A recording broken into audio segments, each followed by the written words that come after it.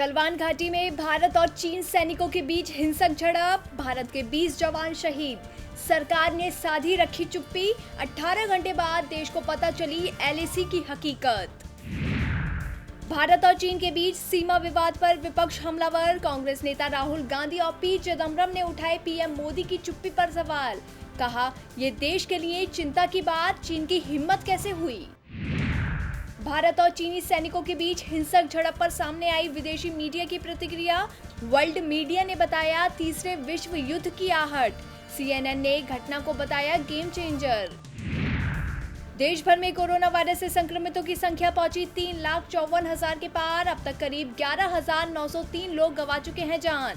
पिछले 24 घंटे में 10,974 नए मामले आए सामने। पहले से बीमार लोगों के लिए बेहद खतरनाक है कोरोना वायरस। डब्ल्यूएचओ की रिपोर्ट में खुलासा, 12 गुना है मौत होने की संभावना। बीमार लोगों का रखना होगा खास ख्याल। तमिलनाडु में कुड्डलोर और विल्लुपुरम के साथ लगने वाली पुडुचेरी सीमा आज से सील। केवल मेडिकल सेवा से जुड़े लोगों को मिलेगी अनुमति। चेन्नई से ई पास धारकों को भी नहीं मिलेगी इजाजत।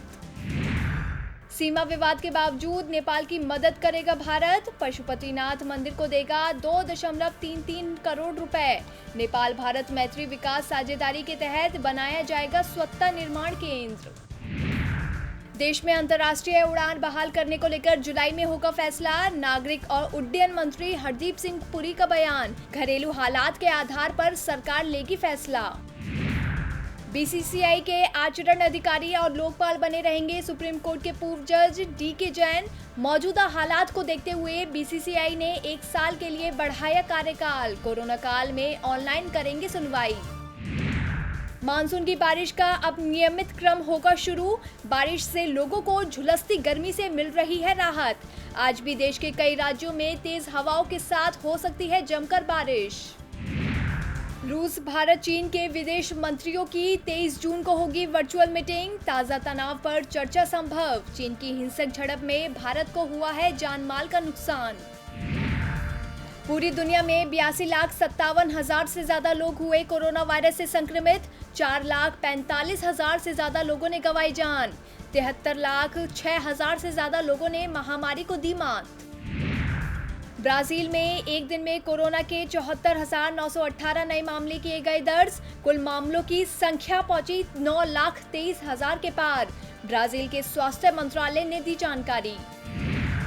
बीजिंग हवाई अड्डे पर कोरोना का साया। एक कोरोना वायरस के डर से 1,255 उड़ानें की गई रद्द।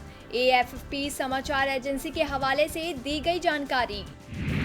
पाकिस्तान के पूर्व पीएम नवाज शरीफ के भारत से रिश्तों को लेकर पहली बार पाकिस्तान की पूर्व राजनयिक ने किया दावा। तस्नीम असलम ने कहा, भारत को लेकर नरम थे नवाज शरीफ, भारत के खिलाफ बोलने से किया था किनारा। कोरोना संकट का बुरा असर। मई में इक्विटी म्यूचुअल फंडों में निवेश 4 साल के निचले स्तर पर पहुंचा। योजनाओं में निवेश 11% गिरकर 12,950 करोड़ रुपए तक पहुंचा। कोरोना संकट के बीच भी रिलायंस जियो में निवेश की होड़। विदेशी कंपनियां लगातार जियो में निवेश के लिए कर रही हैं डील। अब सऊदी अरब के सरकारी फंड के निवेश की चल रही है तैयारी। कोविड-19 के उपचार में हाइड्रोक्सीक्लोरोक्विन के इस्तेमाल पर रोक। अमेरिका के ड्रग नियामक ने इसके इस्तेमाल पर लगाई पाबंदी। इससे कई भारतीय कंपनियों के कारोबार को होगा भारी नुकसान। कोरोना संकट के बीच पेट्रोल और डीजल की कीमतों में बढ़ोतरी जारी। आज दिल्ली में पेट्रोल 55 पैसे बढ़कर हुआ 77 रुपए 28 पैसे प्रति लीटर, तो वहीं डीजल में 69 पैसे का इजाफा। दिल्ली में अब 1 लीटर डीजल के लिए खर्च करने होंगे 75 रुपए 79 पैसे। हफ्ते के तीसरे कारोबारी दिन लाल निशान पर हुई शेयर बाजार की शुरुआत। सेंसेक्स 127 अंक 33,478 के स्तर पर खुला। निफ्टी ने गिरावट के साथ 9,858 के स्तर पर की कारोबार की शुरुआत।